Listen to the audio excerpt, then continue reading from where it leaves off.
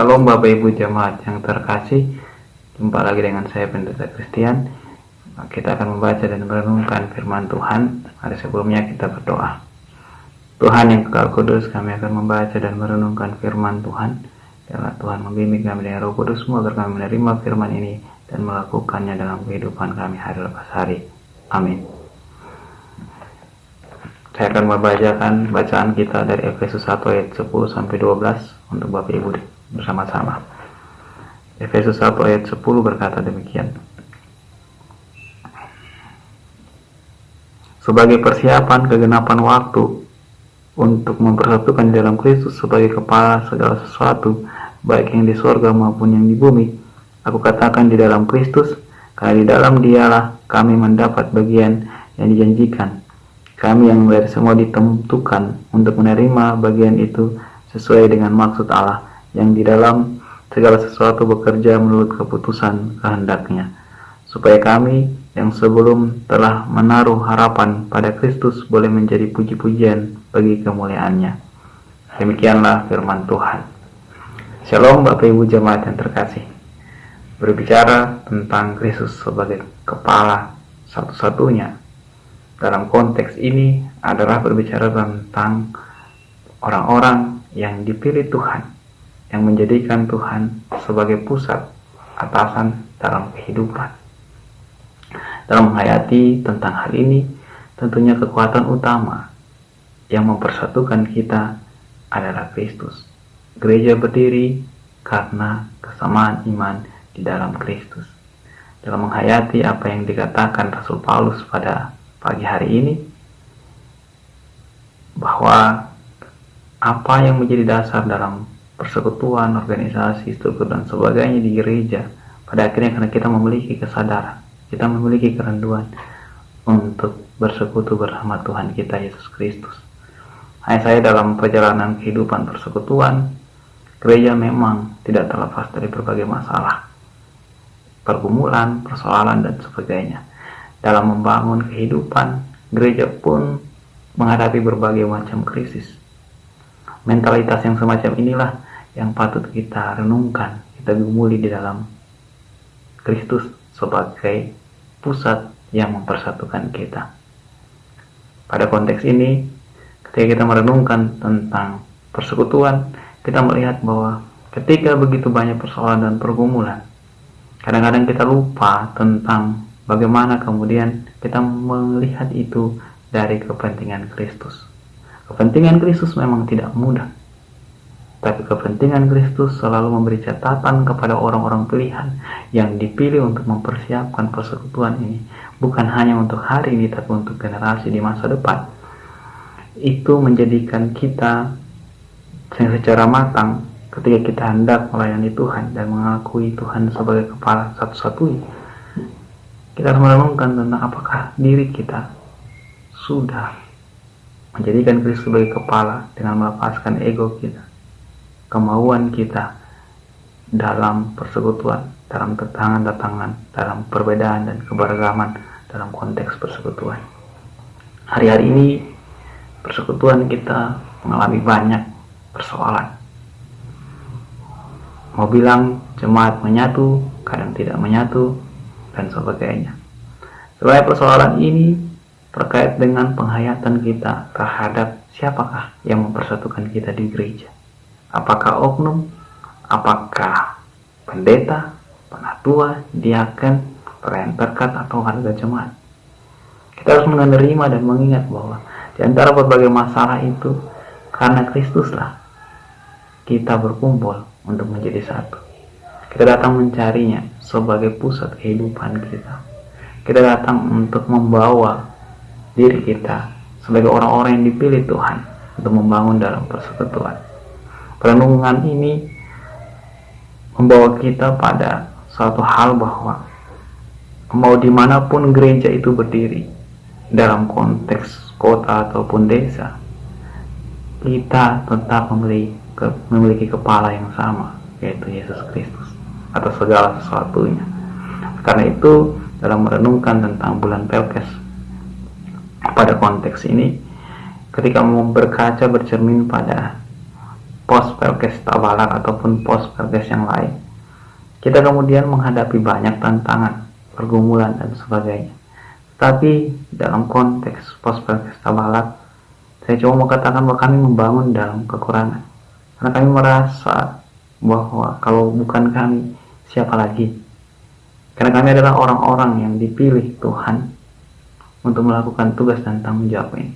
Dalam refleksi perjalanan pembangunan secara persekutuan, di tengah-tengah maraknya terjadi konversi agama dengan sangat luar biasa, lalu tantangan kepada generasi yang muda terkait dengan perpindahan agama, tantangan terhadap persekutuan, masalah PEG, finansial, masalah berbagai kekurangan yang ada, tingkat pendidikan dan sebagainya. Ini tidak menjadikan kami sebagai sebuah hambatan di tengah krisis yang kompleks itu di jemaat ini. Pada akhirnya kami tiba pada suatu kesadaran bahwa yang menyatukan kami di antara berbagai kekurangan itu adalah Tuhan. Kami datang bersekutu di gereja itu untuk mencari Tuhan. Kami datang bukan untuk kepentingan kami, tapi untuk kepentingan Tuhan. Sehingga dalam semangat dan keprihatinan bersama di dalam krisis itu, di tengah-tengah curhatan keluarga orang tua yang merasa tidak layak, gagal karena masalah konversi agama, masalah ketidaktaatan di dalam Tuhan, lalu pada akhirnya kami tiba pada keprihatinan bersama bahwa pada akhirnya semua ini bukan untuk diri kami, tetapi untuk Tuhan. Bahkan dalam membayangkan eksistensi gereja ini ke depannya, kemudian baik Pelkat PA, PT dan sebagainya, semuanya turun ambil bagian dalam pelayanan. Karena pada akhirnya kami berpikir sambil merenungkan tentang bacaan ini bahwa kalau bukan kami, seperti yang Paulus katakan, merasa dipanggil dan dipilih sebagai orang-orang yang dipersiapkan Tuhan untuk menghadapi tantangan-tantangan itu, ketimbang mengeluh, menyerah dengan kekurangan-kekurangan yang ada, biarlah kamilah yang harus bergerak. Karena kami percaya bahwa Tuhan kami yang ada di konteks pos, Tuhan Yesus yang sama juga yang ada di konteks kota, di gereja-gereja yang ada, mampu memberdayakan, mampu memberikan kecukupan. Itulah spirit semangat yang sampai hari ini terus kami pegang. Sehingga di tengah-tengah keterbatasan dalam hal membangun, dalam hal menjalankan program kerja yang ada di pos Pelkes ini, baik dalam persekutuan yang tadi sudah saya katakan, maupun dalam hal PEG dan sebagainya, dalam membangun UPD 2M, gereja jemaat, semua kami terlibat untuk membangun. Di tengah-tengah kekurangan yang ada, semuanya berinisiatif untuk memberikan apapun yang bisa diberikan. Itu hanya karena kami merasa bahwa hanya Tuhan yang memampukan kami. Sehingga tiba pada titik ini, kami diberikan kemampuan bukan membangun dari kelebihan, tapi membangun dari kekurangan. Mengapa?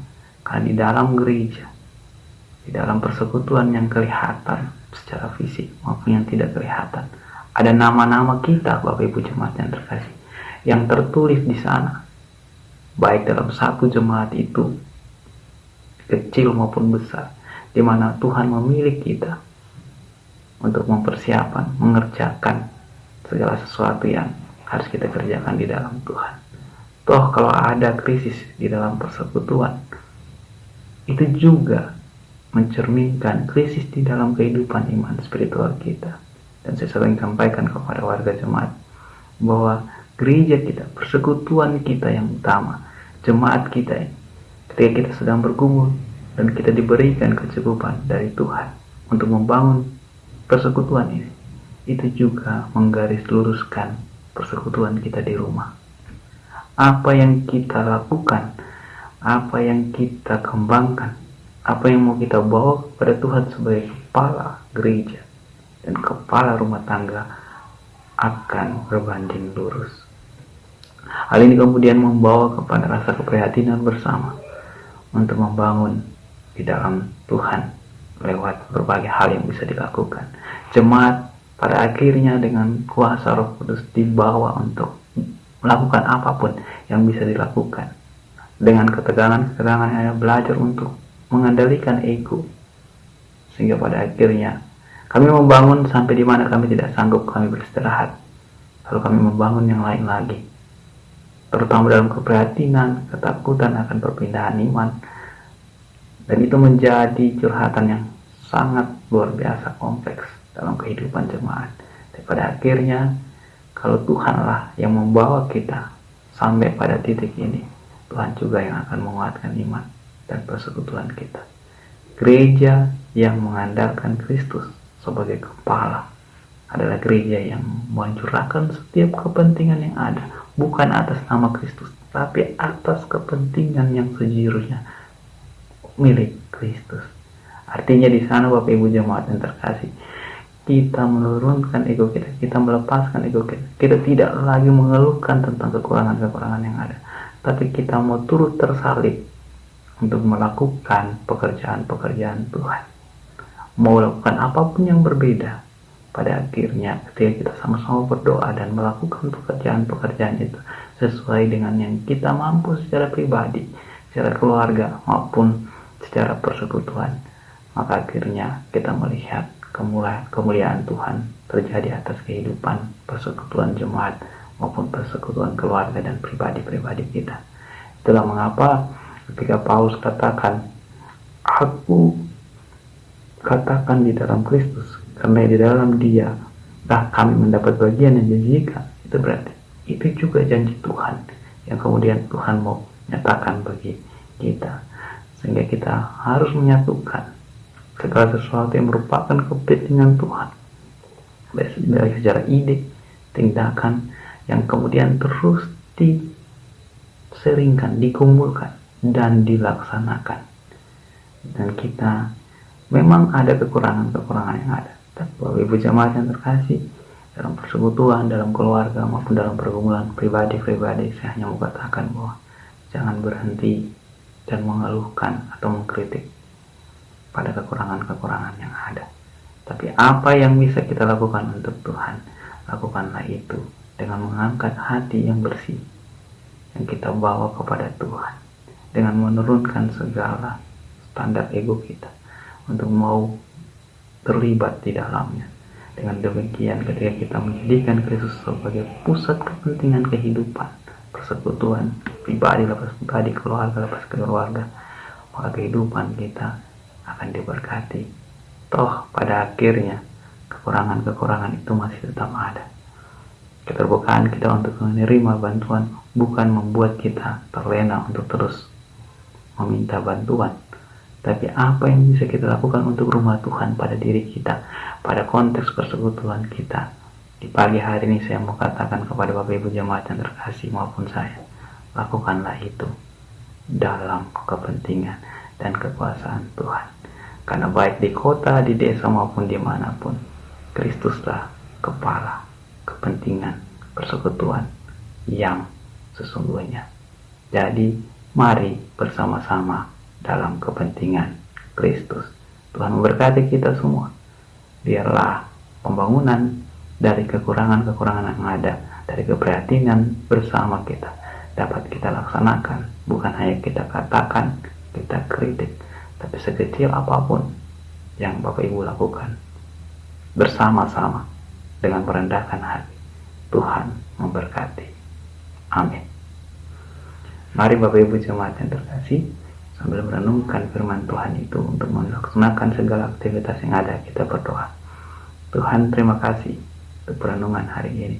Kami kembali melihat wajah Kristus dalam sebagai kepala gereja kami, supaya kami kembali mementingkan, bukan hanya mengatasnamakan Tuhan untuk kepentingan-kepentingan pribadi atau apapun itu, tapi di dalam hal itu kami merendahkan hati, sungguh-sungguh mencari apa yang harus kami lakukan untuk Tuhan, persiapkannya sama seperti apa yang Paulus katakan ini, sehingga nama Tuhan dipermuliakan. Kami bersyukur untuk berbagai hal yang baik yang Tuhan masih anugerahkan dalam persekutuan jemaat kami, keluarga kami, pribadi-pribadi kami, pekerjaan kami, dan apapun yang masih Tuhan sisakan untuk kami kerjakan demi kemuliaan nama Tuhan. Kami mohon Tuhan, berkati dan kuduskan, jadikanlah itu, dan berikan kami hikmat dan kekuatan, supaya ketika kami membangun bahkan dalam keterpurukan, dalam kelemahan kami, Tuhan memberkatinya. Semuanya ini hanya untuk kemuliaan nama Tuhan. Terimalah itu Tuhan. Amin. Terima kasih Bapak Ibu jemaat yang terkasih. Biarlah kita saling menopang di dalam doa, dalam persekutuan untuk membangun di dalam kekurangan, sehingga nama Tuhan dipermuliakan dan membawa berkat dalam kehidupan kita. Selamat pagi, sampai jumpa. Tuhan memberkati.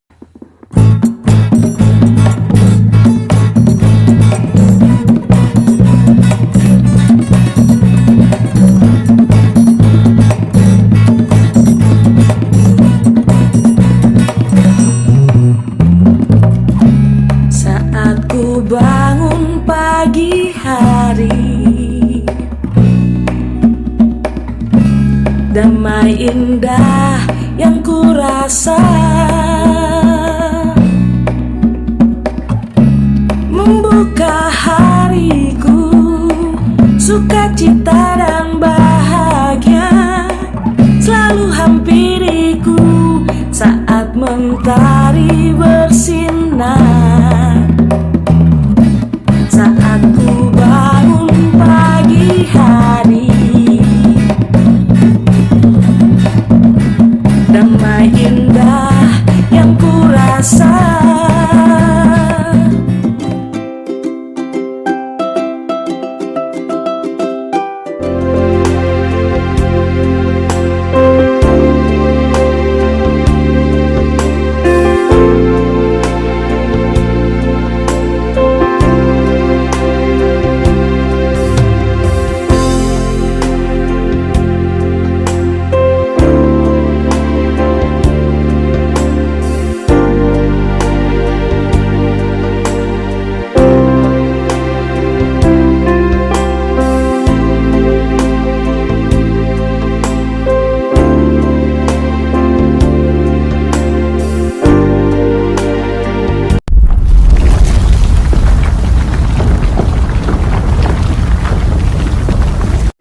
Saya Pendeta Ishak Yohanes Bastian Usmani, Ketua Majelis Jemaat GPIB Betel Raha. Saat ini saya berada di Pospelkes Merimbano Latompa, wilayah paling timur pelayanan GPIB.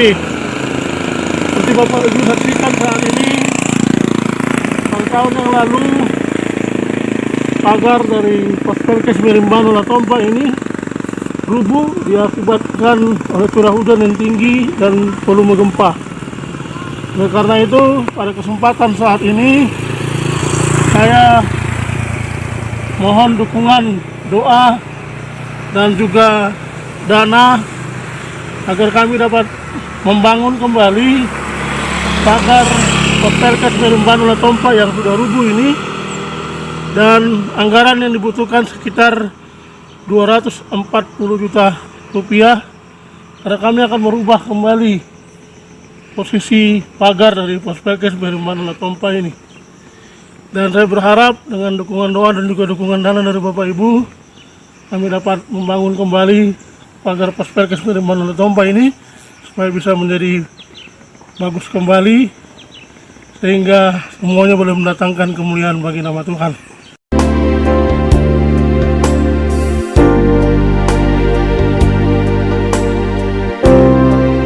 Terima kasih.